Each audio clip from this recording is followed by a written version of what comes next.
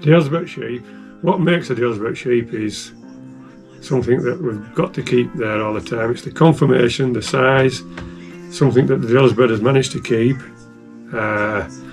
Good on the legs and bright, good colouring.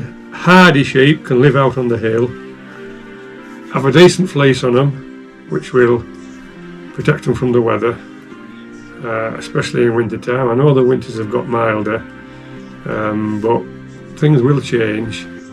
They can stand the wet weather. I have seen other breeds, not going to name any, but they don't just seem to do as well and keep the condition as well as what the Dalesbred do in the climate that we have around here. And what makes a Dalesbred sheep? Conformation first and foremost. Good on its legs. Long front legs, well, long forelegs, but yeah, long front legs up to its front end, bit of neck. Nice, not too much wool. Square behind on its legs. Big head and good colour. Good black and white colour. And walks well. But yeah, I don't like too much wool because it shows the shape of the sheep off. It's better to the front, a bit more style. They've always lived on the fells. I mean, nowadays, there are very few true hill sheep. You see, they didn't feed them in those days, unless it was desperate, and then they only give them a bit of hay. I worked at Pennigant House for a summer when Billy Mason was there. My father and him were colleagues on War Ag committee, you see, at Settle, and I think they were probably short of a man for summer, and my dad thought it'd be a good experience for me. And their sheep were never fed progging or anything like that. Dalesbred wool. I like to have a little bit of wool on my sheep, not too much. When we started breeding the Dales mules, all I kept saying when we went to the meetings is we need to get the wool off them. 20 years ago with too much wool on them. Well, John Liddell was the king of the Teeswaters, and he liked this pearly wool on Dalesbred. They had to be pearly, you know, and they used to breed the best Mashamlands in the country. Somebody once said he could have, with his Teeswaters, he could have sold a dead one. And that's going a bit, but that's what some people wanted. Well, that wasn't my style. I wanted something a bit harder in the coat. I don't like much of it at all. I think it's dragged us back as a breed for quite a while, or for, well, as long as I can remember probably. So I think as long as it's weatherproof and well weatherproof, tight, there's no reason to have much of it at all. I think other breeds sort of use it as a tool to knock us back. When you mention about the fleet, about a Dalesbred, they'll say there's woolly. So I don't. As long as they've got to be weatherproof, watertight, windproof, and apart from that, as long as it's weatherproof, so they can hold the flesh better and look after themselves. That's enough. I don't want any fleece on anything really for now at all. You know, I didn't. But they're nice if they look lovely. These pearly coated ones. They used to have them wool to floor, you know, once on a day. Pearly are. Pearly are, yes. Somebody said it was best up there's ever been, and somebody said it ruined the Dalesbred Sheep Breeders Association. So there you are. I wouldn't know what's true and what isn't true. They have managed to breed them with less wool on. My worry is that they may just go too far with it. They still need to have a Dalesbred fleece. They need to have that little bit of curl in it. There needs to be a top coat and an undercoat to protect them from the weather. But it doesn't want to be a long coat, it wants to be relatively short. And it is a nice fleece. Unfortunately, when it goes to wherever it goes, the wool board or wherever it goes, it's only valued the same as the other Swale Dales or any other breed, which is not really true to what type of wool it is. But I do like to see a Dalesbred sheep with a nice even fleece on it and clean. They don't want a lot of black in it, they want to be clean. Well, preserving the breed is important to me because I'm a breeder of them, and also because I do like the breed. I think there's a place for them. We need them not just on the hills. We need hill sheep to produce sheep that can be farmed down in the lowlands, the crossbreds, the mules, the massams, and likewise. But you see, there are people still enthusiastic about them, and they want to keep going. Well, they need to keep going. You've got to, the authorities like to keep all these breeds. I know you see these funny rare breeds, and you think, who the heck wants to keep them? But they're needed for the genes, you see. They're very, you know, we laugh about ministries and all this sort of stuff, but they're very keen on making sure that there's something, you know, to go back to if necessary. New breeders starting out, difficult. When they go to buy a sheep, buy them the most expensive they can afford. Don't skimp on purchasing them. Buy something with some size and some power, and something that looks like it's going to breed, if not a pure, it's going to breed a good crossbred lamb. And so as they will be able to make some money out of it somewhere at the end of the day. And at the end of the day, a show sheep is only the opinion of the man that's there judging. But we do like to encourage these young ones to go to the shows. It's great to see them there, and the enthusiasm that they have is brilliant. Buy the best you can off some of the best breeds, and you will be alright. You will succeed. Spend some money. Yeah. Something that is hard to find nowadays. Why did we choose Dalesbred sheep? Well, why did I choose Dalesbred sheep? It's because it was the only breed we had really on this farm when I left school. So, and then we started showing sheep a little bit when I was probably 12 or 13 years old, and I got hooked on, got quite keen on showing back in them days. So yeah, it was the only breed we had at the time. But Father chose the Dalesbred sheep because there were a lot of Dalesbred sheep round about in the Dale at the time, and he liked the way that they survived in the cold weather.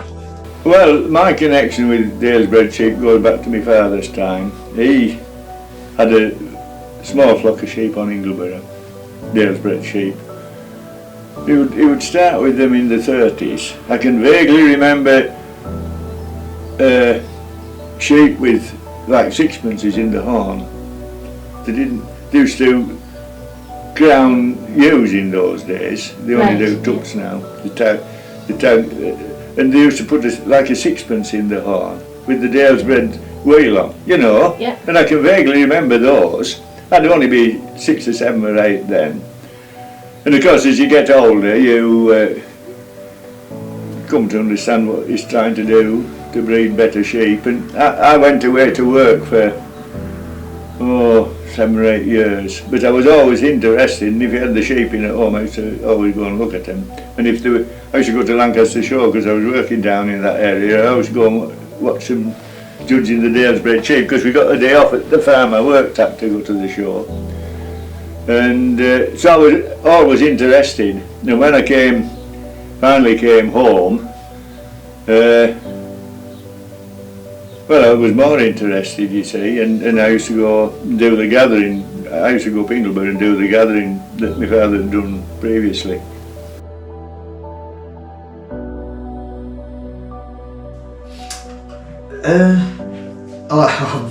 I like winning really, but competing, raising your standard competing against there's two or three of them lads that take a bit of beating. Isn't there? There's your Brads, your Mick Cars, your Fieldheads, Richard Close. You know, so it's set the standard, and you've got to try and match them on if you can. So it's a good way of knowing what sort of level you're at, I think. Yeah. That. Do you enjoy dressing them? Yeah, sometimes. Yeah, I do quite enjoy dressing them. Yeah. Yeah. What to say to that? Because people think I've done a lot. I know it's all part of the job. I used to, if I was selling anything, I used to say, well, I put out on, but I might have taken a bit off. You had to a lot of work beforehand, getting them ready and making sure they looked at their best before they got there. Something that I enjoyed doing. One thing that I really have enjoyed doing was when we went to Scotland with the fat lambs, with the Dalesbred weather lambs. Going up there, I did think that we were just starting to probably do a little bit of good, but unfortunately it moved from Edinburgh, did the Scottish Winter Fair up there, and it sort of all came to an end really. But I did enjoy doing that. Likewise, when we went down to Smithfield and showed down there, that's maybe the highlight of showing the fat lambs for us, the Dalesbred weather lambs down there, when we won the what was it, any other hill breed championship down there with them. A great success, and they looked well down there. And again, that might still have been going on, but Smithfield finished as well. So maybe when the Dalesbred goes to these things, it's not good because they don't go on for long afterwards. The Scottish Winter Fair is just the same as what it's like the English Winter Fair. It's like Smithfield was, just the same as Smithfield. They used to do it up at the Scottish. I can't think of the name of the where the Scottish Edinburgh show is, the showground there at Edinburgh, and it was a social gathering, but a show of all fat stock, cattle, sheep, pigs, turkeys, everything else. It was a fat stock show, same as what Smithfield used to be. And the Dalesbred did look well when they went to these places. They were not a disgrace, and we were just, people was looking at them. Well, the first time I judged at all was at Hellifield, Bentham and Hellifield took sales, along with Dennis Campbell, and the night before I didn't hardly sleep. I was nervous. I maybe didn't, thinking now, maybe not just do what I should have done. I judged the sheep, and it was my opinion at the end of the day, and I put up what I thought was good, was right. If I knew what I knew now, I probably would have done different. It was nervous, but you've got to start somewhere. And I thought it was a good exercise for somebody to judge. You'd got to put your thoughts and judgment in front of everybody, and it wasn't always enjoyable because you were nervous, but it gave you a bit more confidence about things. The most rewarding part is at the end of the day, when you've finished all the breeding and what have you, you've got something that you can look at that you're proud to own, and that's what's the rewarding bit about it. We're all proud folks. We're proud to look at what we've got in the field and what have you. And it's grand when you go out and you look at something and you say, well, I've bred that, I'm proud to have bred that, and I'm proud to be a part of the society. I enjoyed my farming because I liked to look at what I'd got.